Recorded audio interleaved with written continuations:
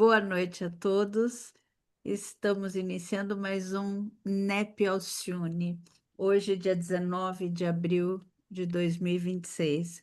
Com alegria, iniciamos mais um estudo de Paulo, da primeira carta aos Coríntios.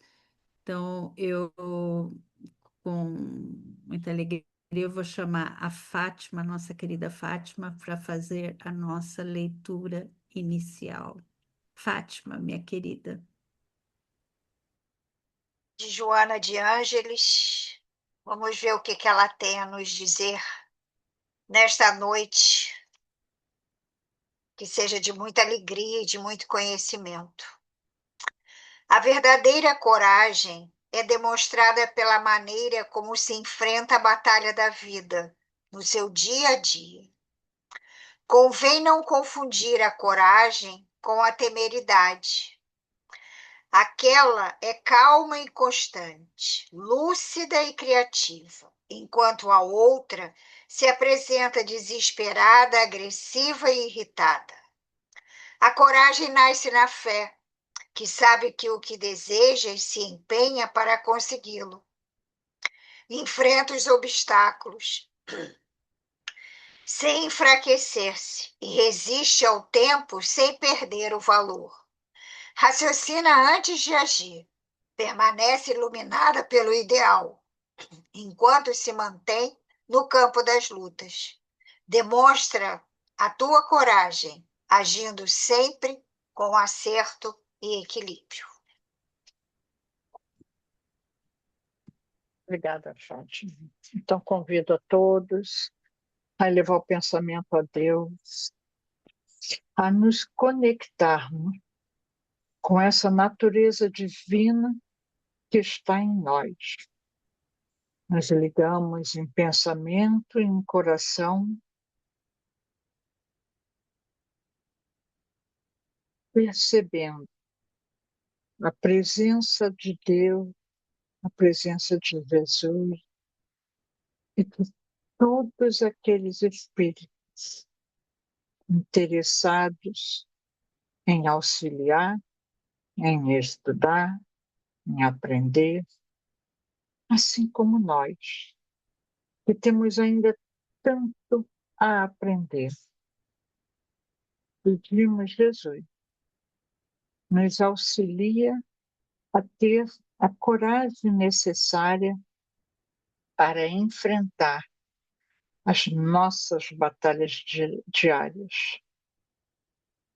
A batalha de persistir no bem, a batalha de jamais ceder numa atitude de maldade, maledicência. A coragem de enfrentar as nossas limitações, aceitando que ainda estamos no caminho. Nos auxilia a fortalecer a nossa coragem de olhar para dentro de nós e com muita tolerância perdoar as nossas falhas que ainda persistem, mas reconhecer aquelas que já fizemos progresso. Que possamos, Jesus, nas tuas bênçãos, na proteção de Paulo, Maria, de todos os espíritos que se congregam aqui nesse estudo, podemos fortalecer a nossa coragem para aprender cada vez mais, para acelerar o nosso processo de evolução. Sabemos o quanto é lindo, mas sabemos o quanto é possível. Afinal, somos todos nós filhos de Deus e somos guiados por Jesus, o governador deste planeta. Maria nos acolha também, com seu carinho, com a sua ternura, sempre perdoando os nossos pequenos deslizes que ainda insistimos e sempre apoiando o nosso progresso.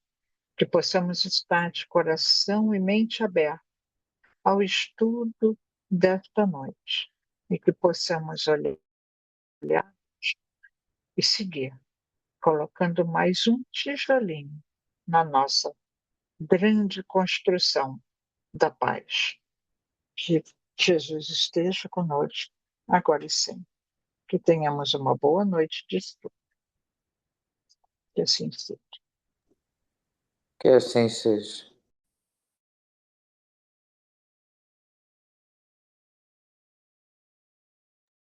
O João já chegou. Alô, meu querido. Boa noite a todos, todo mundo bem? Que bom. Já podemos começar? Graças a Deus, bem. Feliz com você aqui. Felicidade recíproca. Vamos ver aqui.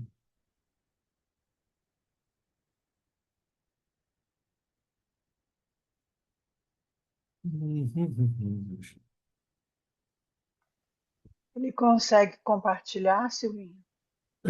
Eu acho Sem que consigo. colocar ele como É corpo? para. Ah, Não, já foi. conseguiu. Já foi, já Está foi. liberado para todos compartilharem. Maravilha.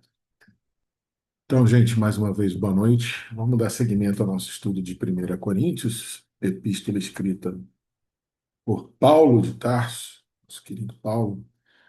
Brevemente, só para a gente se situar e se contextualizar, vamos fazer uma revisão rapidinho aqui, né? Lembrando que, segundo as convenções atuais, Paulo teria escrito essa carta de Éfeso, né, em torno do ano 53, 55 depois de Cristo, e escrevia para uma colônia romana estratégica demais para a política e para o comércio, e, por que não dizer, até mesmo para as intenções militares de Roma.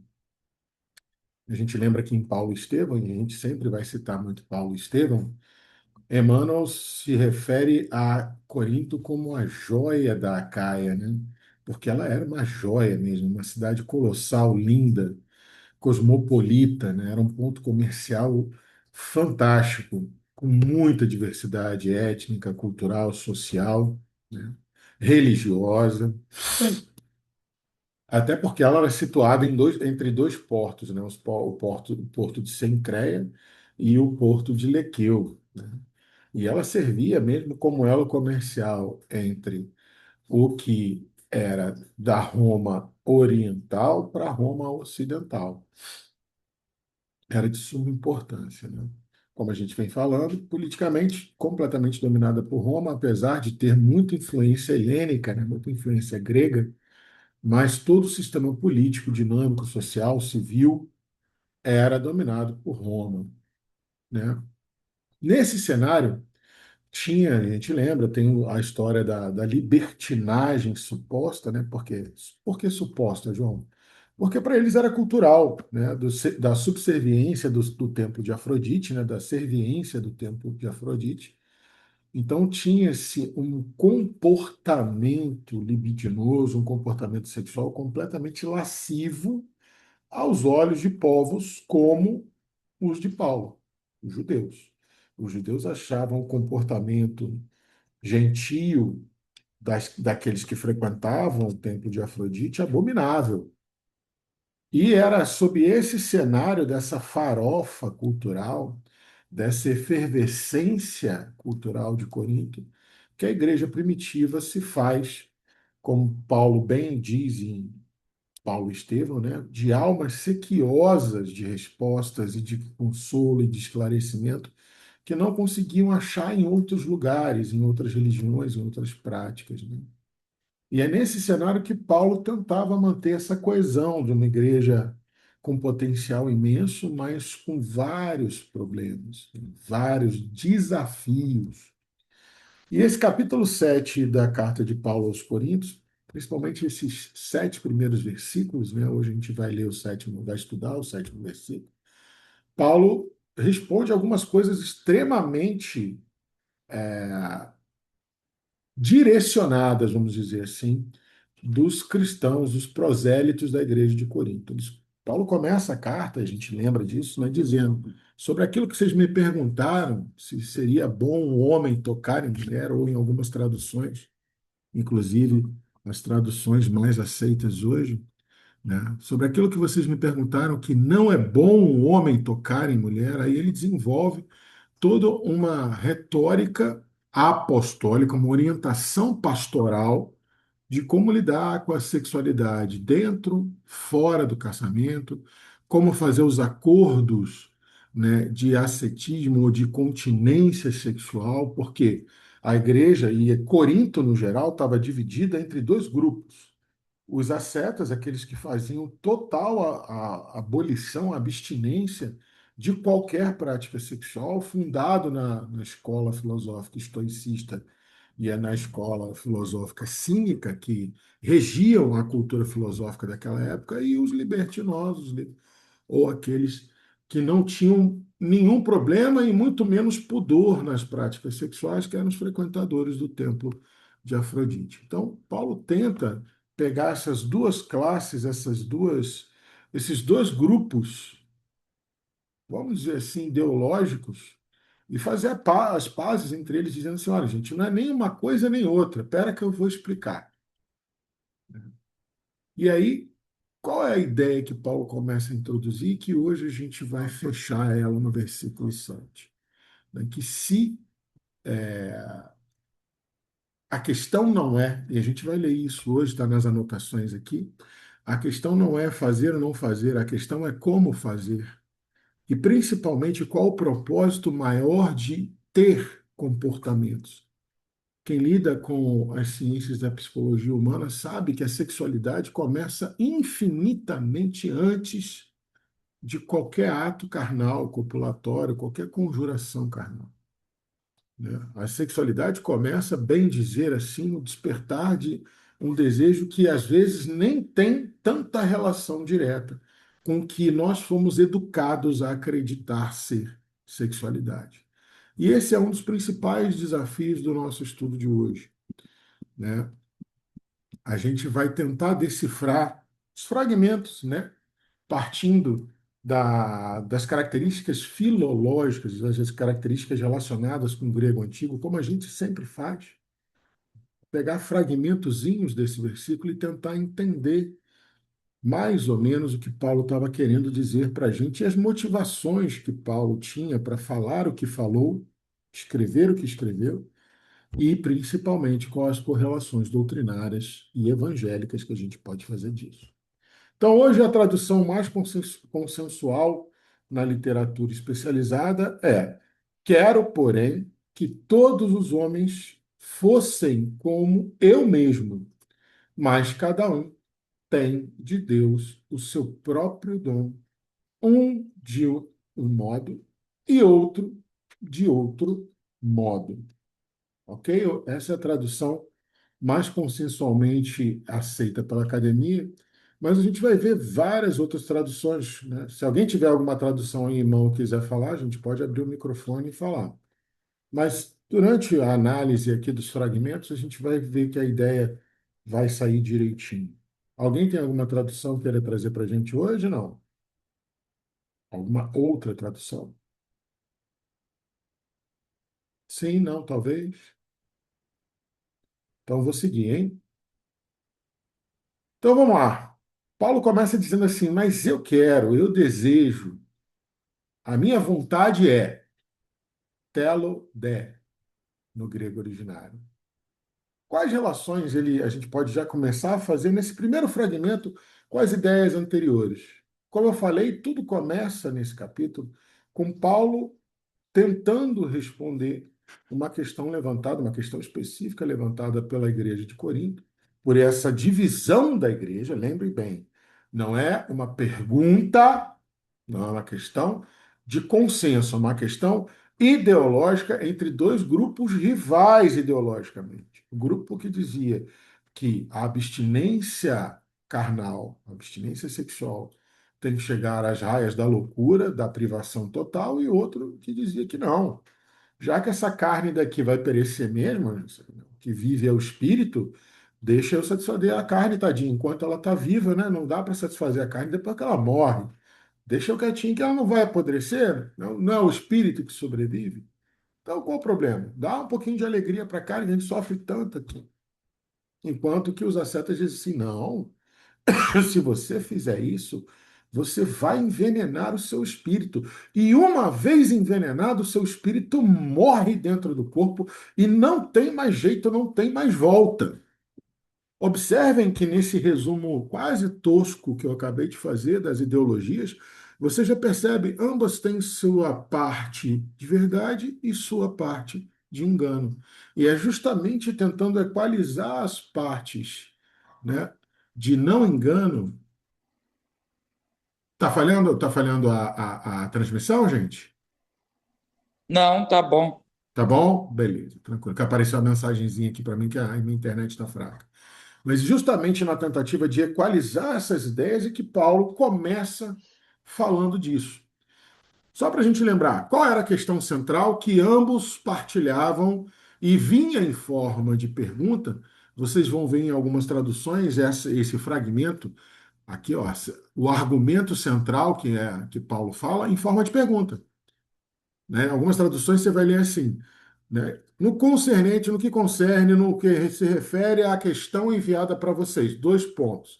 É bom ao homem não tocar em mulher? Ponto de interrogação. Outras traduções e o consenso, não vou dizer consenso, mas a escola de tradução hoje mais aceita diz que não. Paulo está afirmando que não é bom tocar em mulher, porque mais na frente ele vai dizer: olha, vocês não aguentam, vocês não têm disciplina corporal nem espiritual, vocês não têm desejos educados.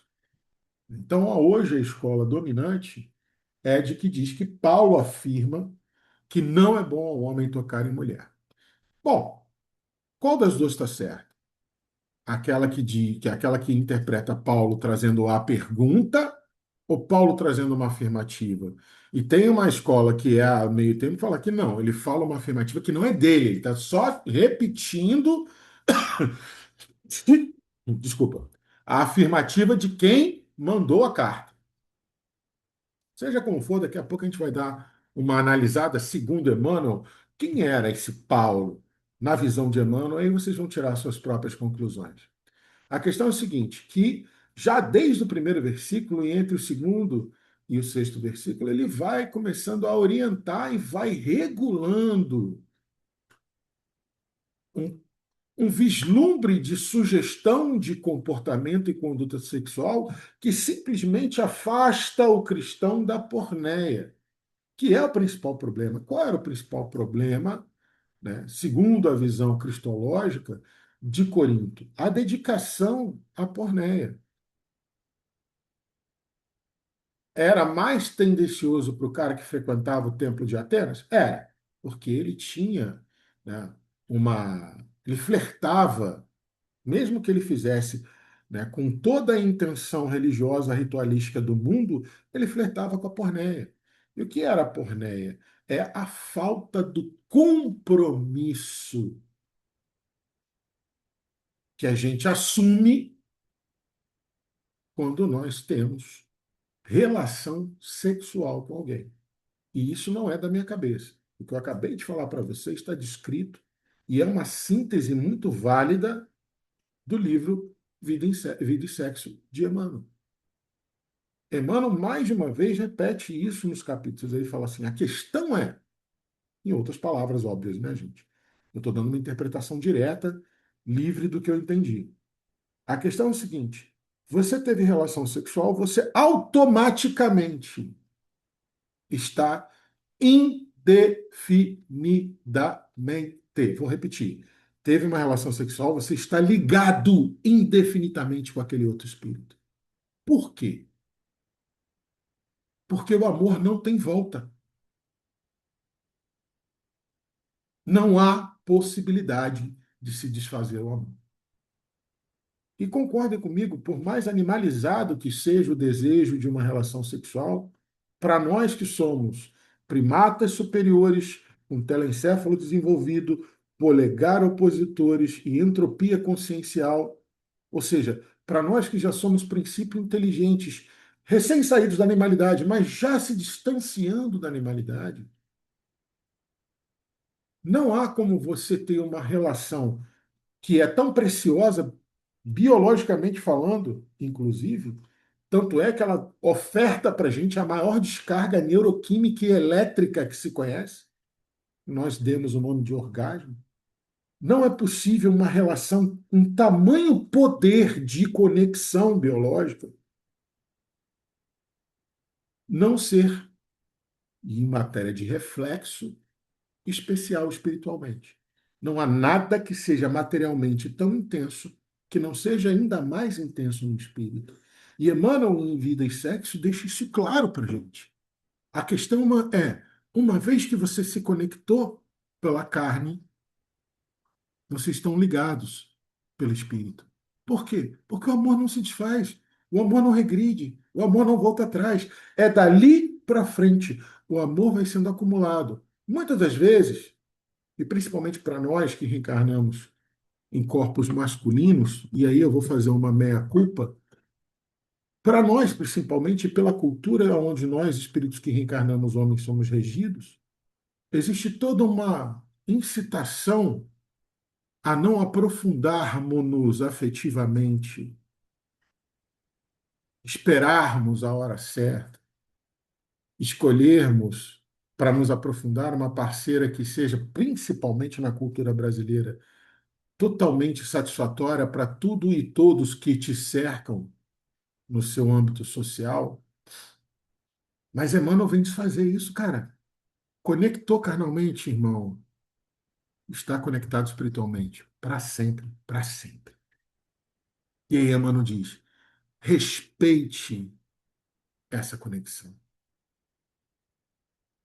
Trate-a com benevolência, indulgência, perdão. Haja com o máximo de caridade que você pode ofertar. E a gente vai ver que Paulo fala exatamente a mesma coisa hoje. Essa conexão que nasce da relação carnal, cultive-a com o máximo de entendimento da lei divina que você possui. Esse é o convite de Emmanuel e Vida e Sexo, e vocês vão ver que é exatamente esse convite de Paulo aqui hoje. Ok? Então, o que Paulo quer? Paulo quer que queria, né? O Paulo, ele desejaria assim, o que eu queria. Telo, do grego, apesar de ser um consenso, mas eu quero. Mas ele tem um tom de aoristo, que a gente fala, né? Presente do indicativo. Fala assim, eu queria, eu já estou querendo desde já, perdão, falei errado. Tem aquele tempo, tem aquela conotação verbal de tempo verbal de eu já estou querendo desde já, né? Que vocês pudessem ver como eu vejo. O que Paulo está começando a dizer para a gente é o seguinte: eu queria muito que vocês pudessem ver pelos meus olhos. Alguns comentaristas vão interpretar de uma maneira meio cruel, mas eu achei interessante, por isso eu vou trazer. Alguns dizem assim: eu queria que vocês, alguns comentaristas sugerem que Paulo estaria dizendo o seguinte: eu queria que vocês nem estivessem preocupados com isso. Eu queria que vocês estivessem preocupados com Jesus. Mas por que eu disse que isso é uma interpretação meio cruel? Porque isso incita o que hoje a neurociência chama de coping religioso negativo. Eu já falei isso para vocês outras vezes. Isso incita no ouvinte, isso incita no leitor, isso incita no prosélito uma sensação de que, meu Deus, eu não devia estar pensando nisso. Então isso não é importante para Deus, isso não é importante para mim. Não, Paulo está falando exatamente o contrário. Eu queria que vocês pudessem sentir esse assunto, ver esse assunto, entender, pensar esse assunto do lugar onde eu me encontro hoje, porque eu estou satisfeito com o lugar que eu me encontro hoje. Ele fala a partir do lugar dele, mas numa perspectiva que ele gostaria que a gente também tivesse lá. Tanto é que ele chama. Eu gostaria que todos os seres humanos, todas as pessoas, que todos, ele ultrapassa o sentido da comunidade cristã de Corinto. Não são só vocês, não. que são cristãos. Eu queria que todo o mundo lá fora, pantas anthropos, do grego, pantas é tudo, para além, não tem limite. Pantas é uma palavra no grego que quer dizer o seguinte: tudo, tudo. O quê? Pantas. Pantas é o quê? Tudo, tudo. Ah, mas não, também tá. Ah, mas esse aqui não, também tá. Tudo, tudo. Pantas anthropos. Todos os humanos, todas as gentes. Anthropos, apesar de ser muito erroneamente traduzido como homem, como raça humana, a melhor tradução para o grego helênico, principalmente para o século I, principalmente para aquela região onde Paulo estava, é todas as gentes. Lembra? Corinto era um lugar de farofa étnica. Tinha gente de todo tipo, de todos os matizes. Então, quando alguém falava pantasótropos em Corinto, ele estava querendo dizer assim, toda a gente, sem distinção. Ou seja, Paulo já fala que a vontade dele era que isso que ele entende, isso que ele sente, o jeito que ele já consegue viver a sexualidade, que, por que não dizer, até isso deve ser vivida com Cristo, pelo Cristo. Até porque Freud nos ensina sabiamente, enquanto ele postula sobre a pulsão, a energia vital que rege o que você é. Enquanto ele nos ensina da pulsão, ele diz o seguinte, que a sexualidade, ela é o que rege e permeia a pulsão. Palavras de Freud. O que rege e permeia. É como se fosse um cavaleiro com chicote e espora dessa energia vital que é a dinamização do pensamento do princípio inteligente do universo, que somos cada um de nós, os espíritos. Então, Paulo falou assim: queria que isso ultrapassasse até vocês e chegasse para todos. Todos. Lógico que no corpo do texto fica subentendido: cada homem e mulher, casado ou não, vivendo em privações ou não, tendo que viver concessões ou não, todos, para todo mundo, sem distinção. Ele fala: minha vontade era essa. Ser como eu mesmo, como eu próprio. A minha vontade é que vocês todos pudessem ser. E aí, a palavra ser, né, einairos, que eu queria que todos vocês fossem. Mas é um ser tipo assim, eu queria que vocês conseguissem ver pelos meus olhos, ouvir pelos meus ouvidos, pensar pela minha mente. Ou seja, eu queria que o nível de esclarecimento que eu percebo hoje fosse acessível a todos vocês. Para quê? Ah, isso aí a gente já vai ver já já. Por que que Paulo estava se colocando, inclusive, num lugar onde ele poderia ser taxado de arrogante, de prepotente, como inclusive foi. Mas por que que ele se expõe dessa forma? Por que que ele fala? Porque ele já tinha uma consciência pela dor. E vamos lembrar que a pedagogia da dor é aquela que mais te autoriza a falar sobre. Porque nosso inconsciente, inclusive, nossa mente, o espírito que nós somos, tem uma tendência fenomenal, maravilhosa e muito própria de confiar e dar crédito ao que fala alguém que nós sabemos que superou a dor, que venceu a dor. E convenhamos que Paulo venceu muitas dores. Dores que, e aí eu vou falar especificamente por mim, dores que, se eu experimentasse, eu não sei se eu teria tanta força de continuar como Paulo teve. A Abigail mesma foi uma grande provação para ele, né? Sim, sim. Principalmente a perda dela. Tanto é que ele fala que com ela. A dificuldade dele aceitar depois que era o irmão dela, que era cristão. Depois ele volta, aí quando ele volta já encontra ela já nos estertores de vida, e aí ele e ela dizendo-se cristã quando ele ainda não era, trazendo um choque ali, mas mesmo assim ele sem tocar no assunto, porque ele realmente adorava Abigail, mas depois ele vai atrás do Ananias, que tinha sido quem converteu ao cristianismo, né?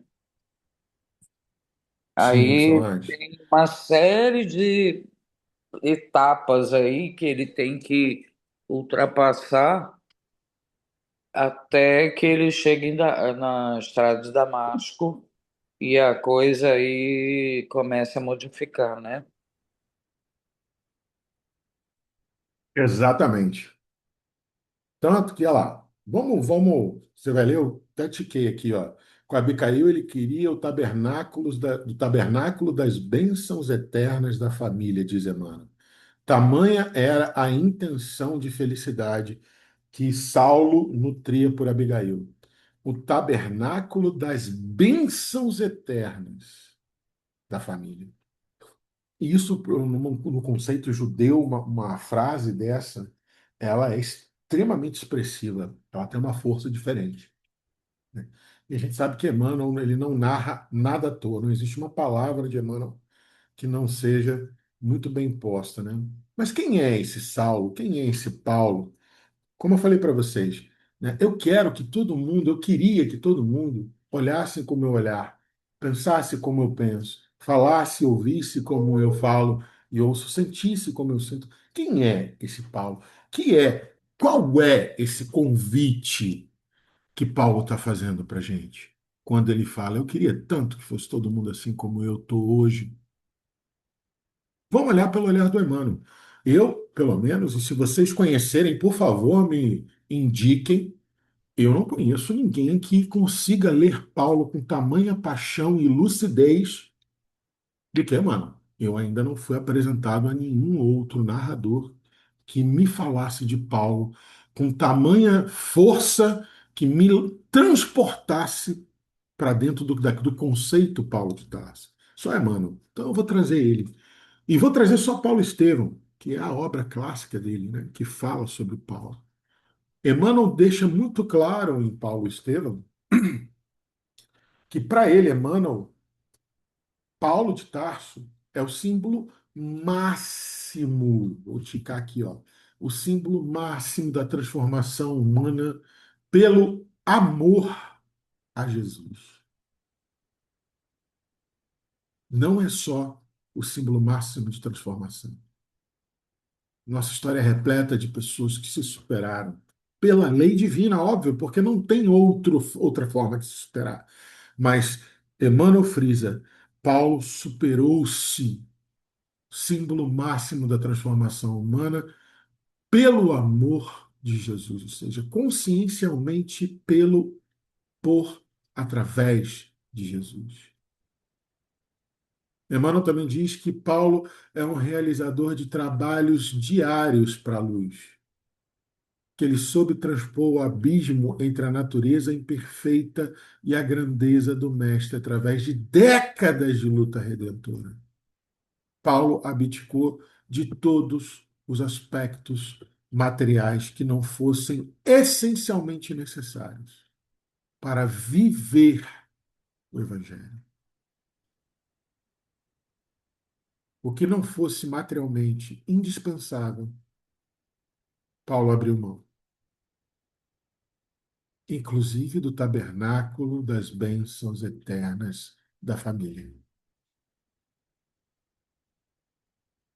Especificamente sobre o tema sexualidade, em Paulo e Estevão, a gente consegue tirar algumas lições, né? E eu vou trazer primeiro uma lição que raramente a gente lembra, né? Pelo menos eu ouvi pouco, e eu não tinha falado até agora, que foi quando ele estava junto com Barnabé nas suas missões, nas suas viagens, numa das suas viagens missionárias, E passando por Icônio, né, ele teve um encontro com a jovem Tecla, né?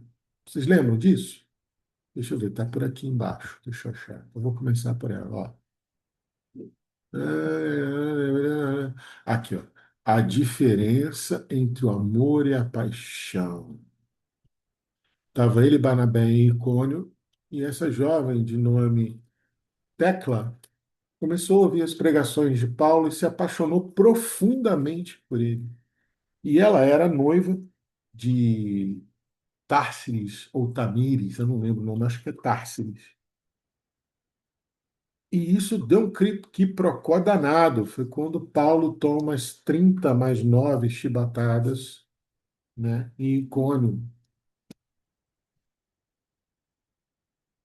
E aí, qual é a grande lição? Paulo, ali já devia ser um homem de meia idade, ou minimamente um adulto, né, um jovem senhor, e Emmanuel, como eu falei, Emmanuel não usa as palavras sem a maior das intenções, que é o entendimento pleno, né? As palavras de Emmanuel são colocadas com uma estratégia brutal em cada frase. Ele fala que era uma jovem, muito jovem e graciosa. Ou seja, querendo dar aquele tom de que seria para qualquer um de nós, réis mortais, uma tentação. E ali Emmanuel narra que, e de uma maneira lindíssima, que quando a jovem se encontra com Paulo para se declarar com ele, e ela fala, amo-vos perdidamente, né? Amo-vos plenamente. Ela se declara com todo o coração dela, com os olhos marejados de lágrimas, um amor que tinha uma intenção de amor puro. E aí Emmanuel diz que Paulo para e recapitula toda a vida dele até aquele momento. Pensa em todos os desafios, todas as perdas, todas as superações, lembra do Cristo e fala com a jovem: não se apaixone por um homem que é lodo e pecado. O amor santifica e cura, mas a paixão é um veneno. E como eu falei, mesmo ele orientando a jovem da melhor forma possível, houve um quiprocó com o noivo dessa jovem tão grande que ele foi preso, foi supliciado e depois teve que sair da cidade porque a pena indireta para a jovem que, sim, esse comportamento era visto como adultério, sim, naquela época. E Emmanuel não deixa muito claro por que que ela não foi apedrejada, até porque Icônio não apedrejava, desculpa, por que que ela não foi punida. Em Icônio, a traição era punido com o adultério era punido com fogueira. Então Paulo toma as 39 chibatadas e tem que sair ele e Barnabé corrido de Icônio, porque se a jovem fosse vista próxima dele novamente, ela seria queimada viva como prova cabal de adultério. Uma das lições que Paulo nos traz em Paulo Estevam, mas desde jovem, Emmanuel deixa claro que Paulo já compreendia que qualquer tipo de entrega desregrada aos prazeres fáceis, como nas palavras de Emmanuel, seria uma percussora da morte das preocupações nobres do espírito. Tanto que, mesmo ele não conseguindo viver materialmente com Abigail, né, e vou repetir palavras do próprio Emmanuel, o tabernáculo das bênçãos eternas da família, ele não se entrega a uma segunda paixão. Ele entendia que Abigail era o grande amor da vida dele. E eu sempre gosto de lembrar, e me tranquiliza, me consola, me esclarece, me dá um quentinho no coração saber que Abigail, mesmo com a programação reencarnatória de desencarnar tão nova, né, e do jeito que foi, teria o direito de se manter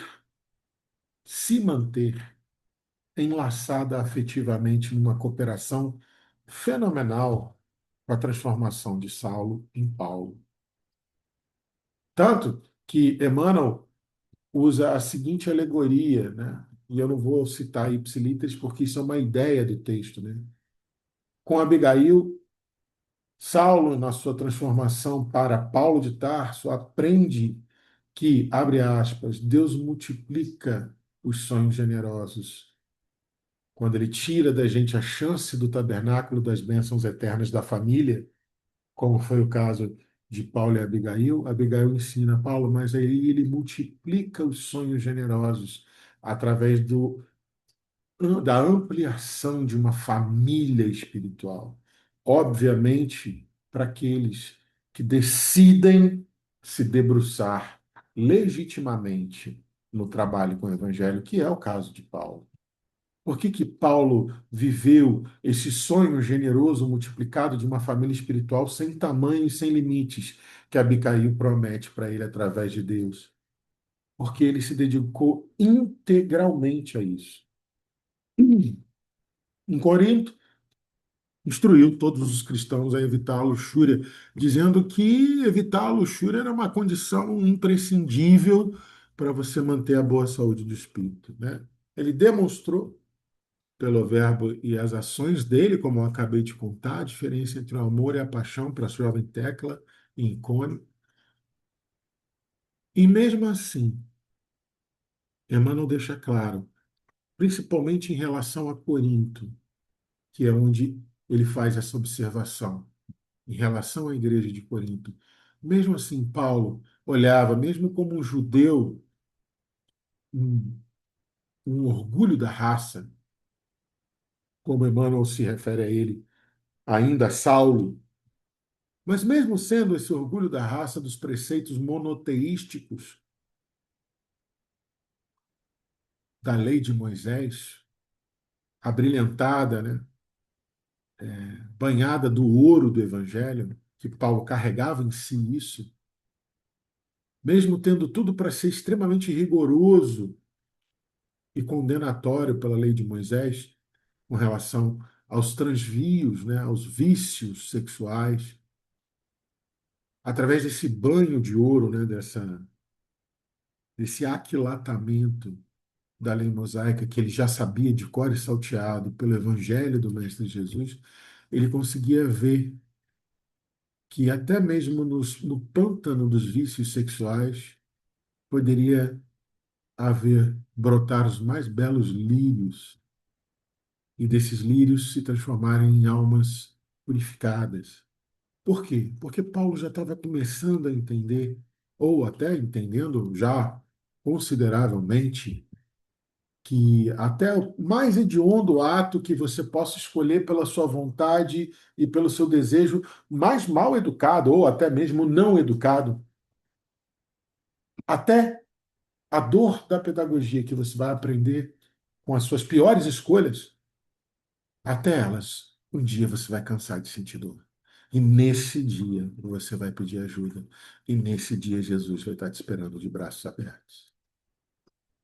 Então, Paulo, qual é o convite de Paulo depois disso tudo que eu falei? Quando ele fala, eu queria que vocês vissem como eu vejo, sentissem como eu sinto. Qual é o convite? Para uma sexualidade disciplinada. E aí eu volto a puxar a brasa para a nossa sardinha da psicanálise. Quando eu falo sexualidade, eu não estou falando simplesmente do ato carnal em si. Eu não estou falando somente da cópula, eu estou falando inclusive do que você deseja para a sua vida material. Do que você pretende para suas conquistas materiais. Existe uma frase em House of Cards que eu acho sensacional naquela série da Netflix, né? Tudo é sobre sexo. Tudo, tudo, todos os desejos, todas as vontades, todo mote humano é sobre sexo. Fazendo uma referência meio que piadística, mas ainda assim uma referência à teoria de Freud. Tudo é sobre sexo, menos o sexo. O sexo é sobre poder. E aí você fecha o elo do poder, da ilusão narcísica do poder. Cuidado com o que você quer dominar. Cuidado com o que você deseja controlar. Cuidado com aquilo que você vai elencar para se sentir importante. Cuidado. Isso também é sexualidade. Essas escolhas que não tem nada a ver com a cópula em si, mas já falam muito sobre o seu desejo e o nível de educação da sua vontade, já dizem qual o nível de prática da lei divina que você detém hoje. Então, Emmanuel propõe uma sexualidade disciplinada em todos os seus matizes, em todas as etapas de vivência desse grande fenômeno existencial, espírito-material ou matério-espiritual, que a gente chama de sexualidade. O corpo vai servir a alma, sim. Por quê? Está no Livro dos Espíritos, se eu não me engano, questão 274, se eu não me engano. A matéria existe para que o espírito se manifeste. O espírito se manifesta através da matéria. Então, o corpo serve à alma, sim.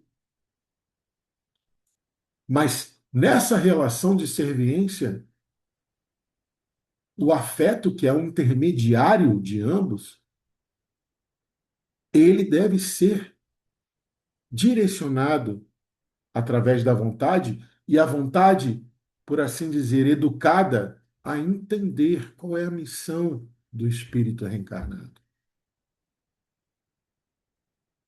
Depois, no final, se der tempo, a gente vai reler a questão 132 para a gente lembrar qual é a missão. Não, vou logo ler agora, não. Vou ler parcialmente.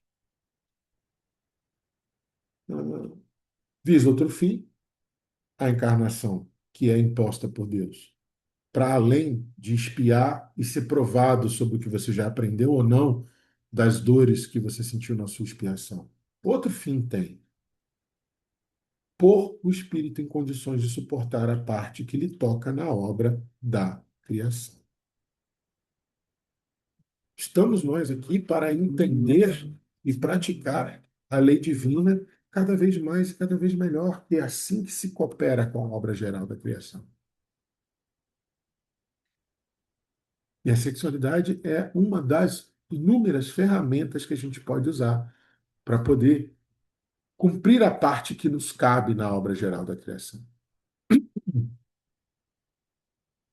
Então, Paulo, quando diz isso para a gente, eu queria que todo mundo fosse como eu sou, ele está querendo dizer o seguinte: eu queria que você sentisse como eu sinto, eu queria que o aprendizado que a dor me trouxe pudesse ser distribuído e que vocês vivenciassem esse aprendizado também. Mas aqui ele faz a grande virada do entendimento, e aí qualquer tipo de suposição de vaidade e arrogância seria perdoada, mesmo por aqueles mais ortodoxos. Ele usa o mais. E nas ciências do comportamento humano, a gente sabe que quando você fala uma frase e coloca mas, você já começa inconscientemente a dizer que eu estou invalidando um pouco daquilo que eu falei antes. Nossa, e aí, o que você achou do bolo que eu fiz? Tá muito bonito, mas isso já começa a demonstração inconsciente, não quer te desagradar com o que ele vai falar, ou ele, né, não é muito bem aquilo que quer dizer, ou simplesmente, se você não quiser levar para o âmbito a ferro e fogo da psicanálise, né, e como, né, é entendido esse radical ALL com apóstrofe, alle recactos, do grego, ele não é o mais contraditório. E além disso, ele é o mais que quer dizer assim, também, tipo assim, é isso, mas isso aqui também, inclusive, é mais importante. Ele é um introdutório, é um mais que leva você para o próximo nível da ideia. E qual é esse próximo nível da ideia que Paulo vai trazer para a gente? Ele começa a querer introduzir a ideia, ele te prepara para a seguinte argumentação. Eu queria que todo mundo já tivesse o nível de conhecimento que tantas dores me trouxeram, porque me faz bem. Eu me sinto mais conectado com Jesus, e disso ele sempre nos deu provas. Mas ele diz: mas eu também sei que toda relação é singular porque todo espírito é singular. E mais, mesmo sendo um reencontro, mais um reencontro dos mesmos espíritos, são almas distintas, porque ao reencarnar tiveram construções identitárias distintas. Então são dois personagens, com uma lembrança de personagens anteriores, mas não é o mesmo personagem, são os mesmos espíritos. Com isso, Paulo já começa a dizer para a gente: olha, seria bom ter esse nível de aprendizado. Mas, na verdade, o que é realmente importante é que cada um, ou seja, Paulo ensina para a gente, ó, que a ética cristã se aplica de modo diferenciado conforme a condição. E ética é exatamente sobre isso. Eu já falei para vocês, mas é sempre bom a gente relembrar, né? A definição mais perfeita de ética, mais excelente do conceito de ética, segundo o Dicionário Filosófico da Sorbonne, que é o dicionário mais aceito na academia, é de dois brasileiros, Clóvis de Barros Filho e Mário Sérgio Cortella, que eles dizem que a ética é a inteligência compartilhada a serviço da melhor convivência. Então você não pode querer que a ética de Deus seja inexorável, pelo menos não que seja inexorável segundo a minha concepção de inexorável. Inexorável, que é inevitável, que é irrefreável, que é o que vai acontecer de qualquer jeito. Você, enquanto cristão, não pode aplicar uma ética única para todas as condições. Muito pelo contrário, porque Jesus disse aos fariseus no jantar na casa de Simão: não são os sãos que precisam de médicos. E outra, não leste o profeta Oséias? Misericórdia, sim, não sacrifício. É isso que Deus quer. Sacrifício não. Misericórdia quero, diz o Senhor, na tradução correta de Oséias. E nós sabemos, através da doutrina, que a caridade, aquela caridade que a gente sabe que sem ela não há salvação, aquela caridade era entendida por Jesus, que é o nosso melhor modelo e guia, como benevolência para todos, indulgência às imperfeições alheias e perdão a todas as ofensas. Questão 886 do Livro dos Espíritos. Então Paulo já começa a falar, mas na verdade, não dá para você aplicar isso a todo mundo. Não tem como você construir um certo e errado, um gabarito de certo e errado que seja tão fixo e tão questionável que vai ser aplicado para todos, porque cada história espiritual é uma história única. Cada expiação, cada provação que você vem realizar na reencarnação é única. Você pode voltar para aplicar coisas semelhantes, conceitos semelhantes, passar por provas semelhantes, mas nunca a mesma. Porque cada espírito, principalmente, e aí eu vou ultrapassar um pouco o conceito, cada alma reencarnada, idiom charisma, ou carisma, mas do grego helênico charisma, idiom charisma. Cada um tem sua própria graça, cada um tem seu próprio dom, cada um tem seu quinhão de entendimento da lei divina. E o mais legal, aqui você vai ver que Paulo, usando a palavra charisma, ele está querendo ultrapassar qualquer interpretação puramente sociológica, antropológica, ou seja, ele está elevando a existência humana a um nível para além do compreensível pela matéria. Ele está dando à existência humana algo que hoje nós chamamos nas neurociências de singularidade, que nada mais é do que a expressão da alma reencarnada como única. E aí, se você é singular, se eu sou singular, se nós somos singulares, mesmo que a moral do Cristo seja íntegra, incorruptível, Mesmo que a lei de Deus seja eterna e imutável, como que eu posso querer achar que no estado que eu estou hoje eu interpreto ela de maneira tão integral e tão incorruptível como? Mesmo que seja a interpretação de Jesus da lei divina, que é o Evangelho. Como que eu posso aplicar sobre o meu irmão de tamanha inflexibilidade essa lei sobre a prerrogativa de que não, o meu jeito de entender o que Jesus falou é o jeito correto?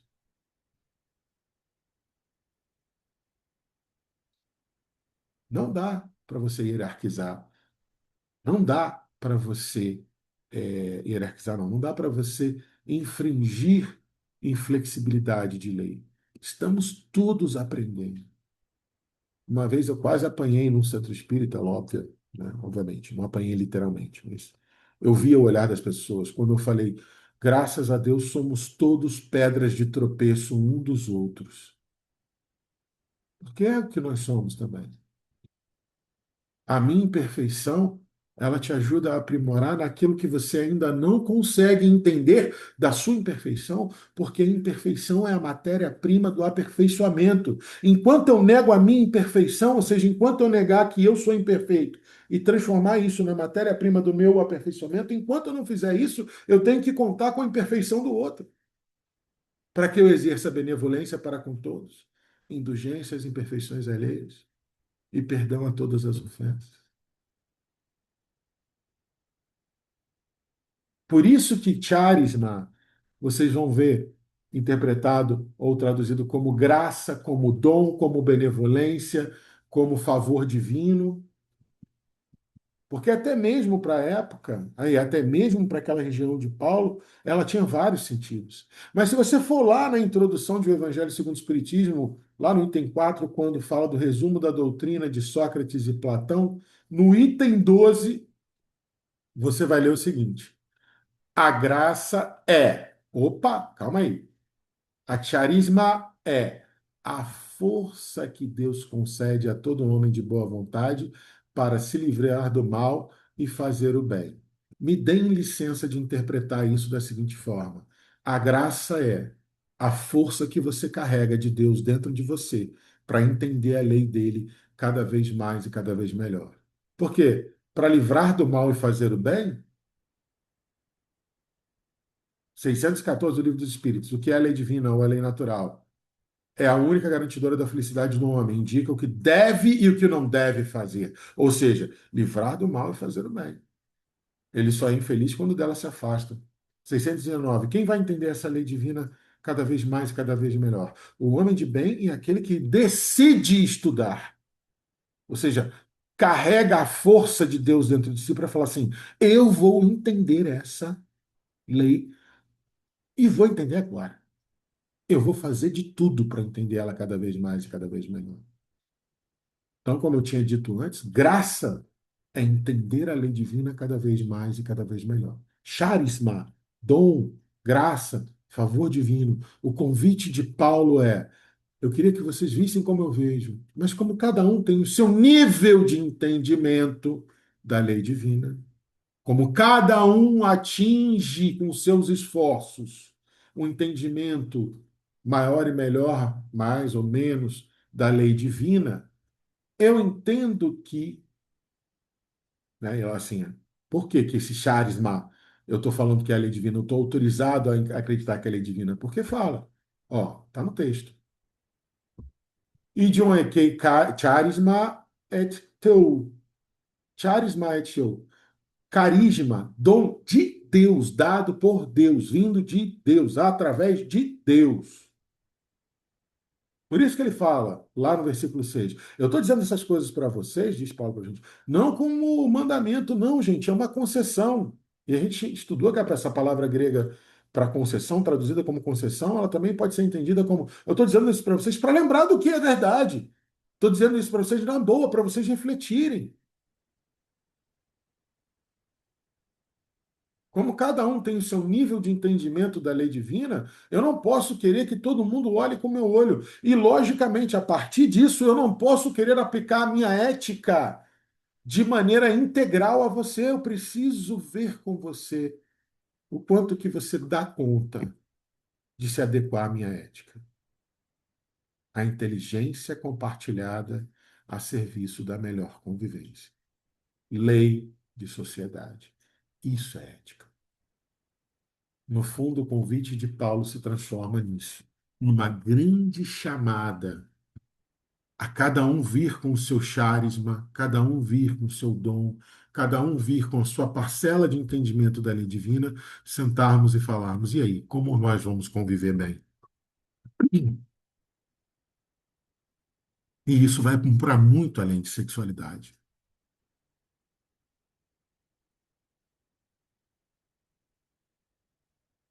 Isso vai para muito além. Concorda ou não? E aí, ele define homem outros ou de outros. Uns vão viver o charisma de uma forma, outros vão viver de outra. Por quê? Porque ali está a diferença do entendimento e da capacidade prática da lei divina de cada um. E está tudo bem. A realidade humana é plural, a resposta ética tem que ser plural, porque senão você não faz a caridade como entendia Jesus, benevolência para com todos. Indulgência para as imperfeições alheias. E perdão.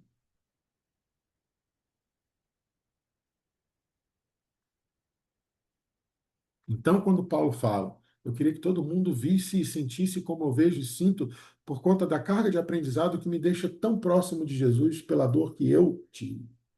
Ok, Paulo. Graças a Deus você passou por isso, superou e aprendeu. E aí eu abriria um parênteses se eu estivesse conversando, eu e Paulo. Mas com Abigail e Estevão do seu lado fica meio fácil, né, irmão? Desculpa falar aí, mas, pô, Abigail e Estevão do seu lado, até eu, né, brother? Faria essa brincadeira com ele. Não sei se ele iria gostar ou não. Mas a questão é, tudo bem, Paulo, a gente entende que o seu nível de entendimento já é, pelos seus atos eu vejo que é um nível de entendimento superior. Mas cada um de nós aqui te ouvindo, Paulo, temos um nível de entendimento da lei divina. Então eu preciso que a ética cristã, inclusive sobre como me comportar em relação à sexualidade, leve em consideração essa minha limitação. Não que se eu estou pedindo jamais que ela seja permissiva comigo, mas também não precisa me intimidar, também não precisa me oprimir. Eu preciso ser esclarecido. Eu não preciso ter medo de viver. Eu preciso ter coragem para superar. Eu não preciso ter medo do tropeço. Eu preciso ter comprometimento com o aprimoramento. E para isso eu preciso de uma religião que me apoie, que me acolha e me oriente. Lá na questão 804, para a gente fechar, Kardec pergunta, né?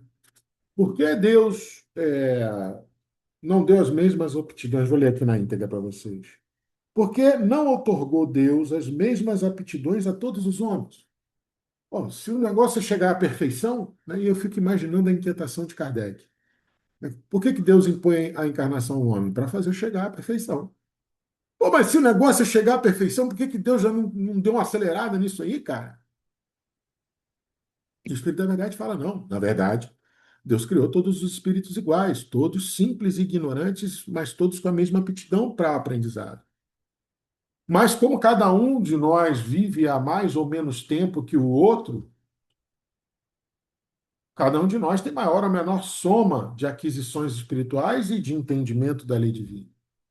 E o Espírito da Verdade explica a diferença entre os espíritos, está na diversidade dos graus da experiência alcançada e da vontade com que obram a partir dessa experiência. Ou seja, vou traduzir nas palavras que eu estou usando. A diversidade entre nós, espíritos, é um nível de entendimento prático, teórico-prático que você tem da lei divina. O quanto que o seu livre-arbítrio é educado, o quanto que a sua vontade é educada, o quanto que sua vontade e seu livre-arbítrio estão alinhados com uma prática da lei divina que seja adequada para o bem e para as reformas. E o Espírito da Verdade continua, daí o aperfeiçoamento, né, ser mais rápido num do que no outros.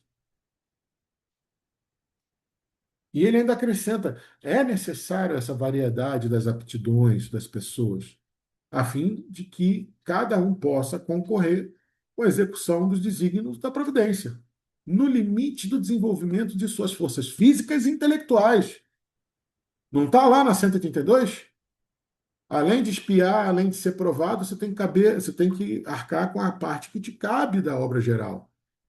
Então, você tem que usar o seu limite cognitivo e comportamental, intelectual e afetivo, emocional e espiritual no limite das suas forças. Por quê? Porque senão, se um deixa de fazer e você não tem uma aptidão maior, fica sem fazer e não pode. Se eu falhei, outro espírito tem que preencher aquela falha com acerto. Se eu não conseguir, outro espírito tem que conseguir. Ou seja, nas palavras do espírito de verdade, o que um não faz, o outro fará. Cada um tem seu papel a desempenhar. E dito isso, meus irmãos, minhas irmãs, eu encerro a minha fala e devolvo para vocês, para a gente fazer a nossa construção coletiva, o nosso debate, passando a palavra a vocês. Queridos, lembrando que a gente tem 7 minutinhos e para os que quiserem falar, levanta a mãozinha e vamos pensar no tempo de mais gente falar, né? Eu espero que tenha gente aí queira falar, fazer um comentário sobre o que João falou.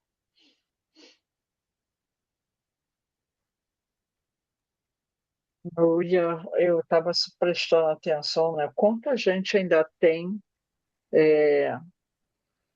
a bênção, a oportunidade de repetir lições, de fazer o aprendizado por nosso esforço, né? E o quanto a gente tem de exemplos de companheiros que vêm na frente e que dão tantos ensinamentos, né? Aquilo é o que às vezes eu costumo brincar também, né? A literatura espírita é fantástica, é uma porta. Cada vez que a gente lê um Paulo Estevam, a gente está lá atrás conversando com Emmanuel, conversando com Paulo, conversando com Estevão, né? A gente consegue fazer esta conexão para aprender, porque a lição não é fácil. Não é fácil. No dia a dia, no mundo que a gente sempre viveu com realidades impostas conforme aquela criatura que tem visão totalmente limitada, né?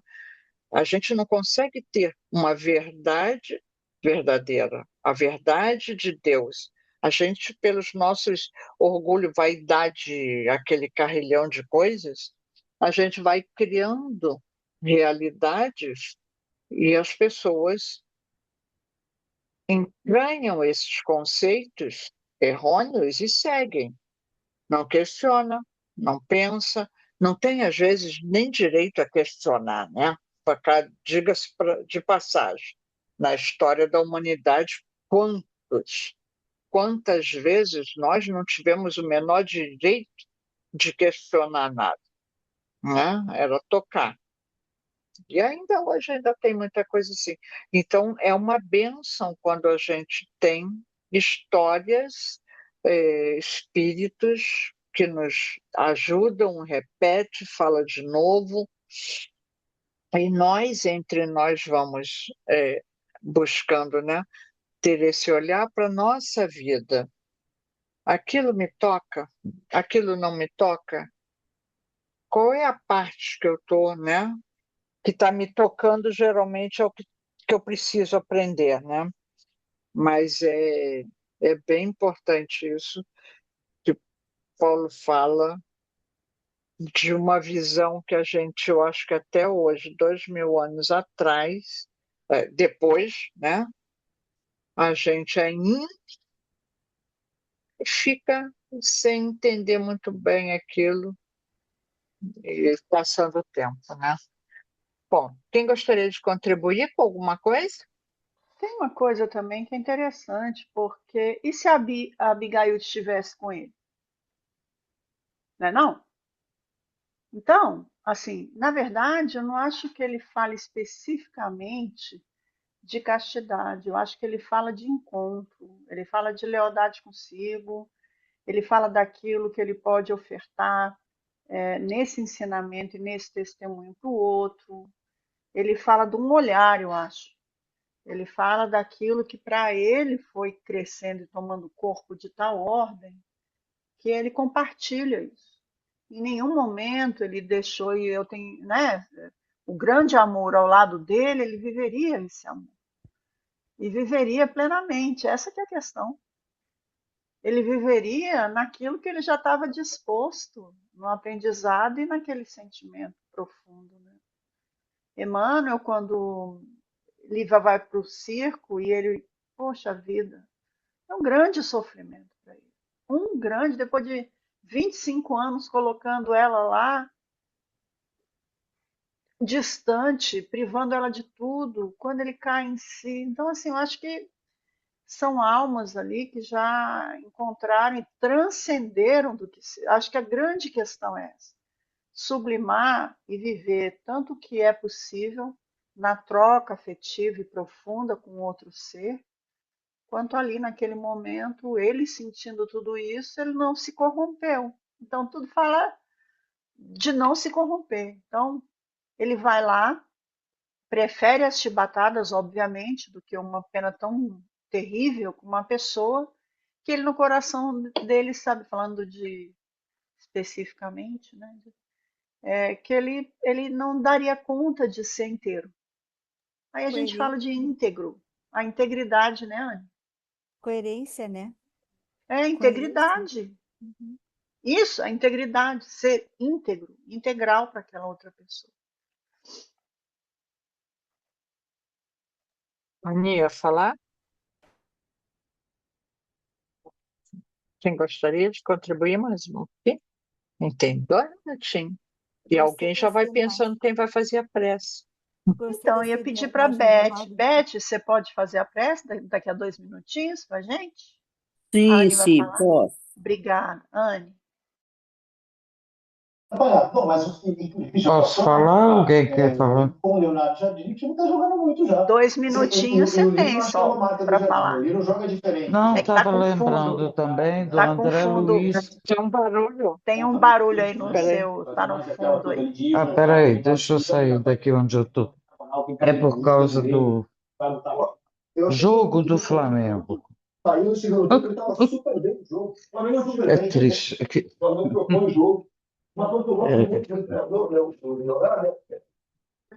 É que eu estava lembrando também do André Luiz, quando ele fala, quando ele conversa com a espiritualidade, né, que ele escreve livro e tudo, e eles dizendo que o ato de amor, o amor sexual, o ato sexual, digamos assim, coroado pelo amor, feito com amor e tudo mais, ele é inclusive protegido pela espiritualidade do lar. Enquanto o lar, as pessoas que praticam em libidinosamente, de forma desregrada, já não recebem essa proteção. E, inclusive, a gente sabe que naquela época e até hoje em dia, as doenças sexuais existiam e ainda existem. E essa parte da integridade fica muito clara também quando André Luiz coloca que a pessoa tem que estar integralmente ali ligada àquela pessoa, com amor, com carinho, e se houver abstinência, que seja de comum acordo, ou por um problema de saúde, ou por seja como for, mas com amor, com compreensão, nada especificamente apenas para purificar o espírito, Porque ninguém vai macular o espírito com amor verdadeiro. Vai macular o espírito com amor libidinoso, né? Seria só Obrigada. isso. É que eu Bri- lembrei da literatura dele. Obrigada, querida. Então, bora lá. Betinha, você pode fazer para nós, por Oi, favor? feliz por estar aqui com vocês hoje. Serenemos nossas mentes, nossos corações, sintamos as bênçãos divinas a recair sobre nós, a figura amada do nosso Mestre Jesus, sempre a nos sorrir, de braços abertos, nos convidando a segui-lo. Abençoados somos, agradecidos estamos por esta oportunidade de estarmos aqui mais uma vez crescendo por meio desses benditos ensinamentos trazidos por nosso irmão João Marcos, que muito nos aprimoram em conhecimento para que possamos refletir sobre eles, compreendê-los, para praticá-los no nosso dia a dia, que possamos sempre, com as bênçãos divinas, perseverar nesse caminhar, de buscar o conhecimento, refletir sobre ele, internalizá-lo e colocá-lo em prática, para que não tardemos mais tanto na nossa evolução moral e espiritual. Que essas bênçãos se estendam por todos ao nosso redor, principalmente os nossos familiares, nossos amigos, as pessoas que convivem conosco, as pessoas que encontramos no nosso dia a dia, todos os amigos e amigas, colegas aqui deste grupo que não puderam estar presentes e aqueles que irão vir posteriormente. Que estejamos sempre, sempre ligados a Jesus, a Deus Pai, para seguirmos firmes, com coragem, com força de vontade, exercendo da melhor forma no bem o nosso livre-arbítrio. Abençoai-nos hoje e sempre, ó Deus, Pai, ó Jesus, que assim seja. Obrigada, gente. Boa noite a todos. Bem,